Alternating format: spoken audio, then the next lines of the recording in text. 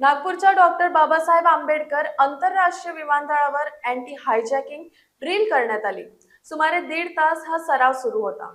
बुधवारी दुपारी 12 वाजताच्या सुमारास नागपुरातील डॉक्टर बाबासाहेब आंबेडकर विमानतळावरील हवाई वाहतूक नियंत्रण कक्षाला एक संदेश येतो।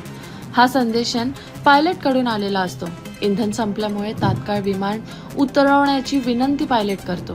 परवानगी मिळाल्यानंतर विमान सुरक्षितपणे उतरते, पण थोड्याच वेळात विमानाचे अपहरण झाल्याचे उघड होते। माहिती मिळताच विमानतळ प्रशासन, पोलीस आणि सुरक्षा यंत्रणांना तात्काळ सतर्क केले जाते। विमानतळ समितीची तातडीची बैठक बोलावली जाते आणि सर्व वरिष्ठ अधिकारी नियंत्रण कक्षात दाखल होतात। अपहरणकर्ते 5,000 कोटी रुपये आणि एका हेलिकॉप्टरची मागणी करतात। त्यावेळी सुरक्षा यंत्रणा 3 स्तरांवर काम सुरू करतात। धावपट्टीची सुरक्षा, दहशतवाद्यांशी वाटाघाटी आणि संभाव्य जखमींवर उपचारांची तयारी।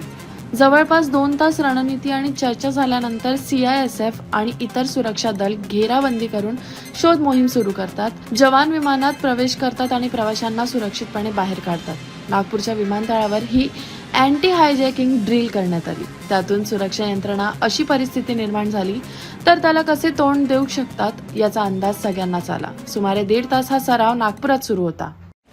लोक बघतात हा चेहरा असा, तेव्हा डलनेस दिसला तर ग्लो अँड लवली याचे 10 mg विटामिन सीरम त्वचेच्या आतून नवीन सेल्स उभारते। चेहरा बनतो उजळ नव्यासारखा। Glow and lovely, glow up.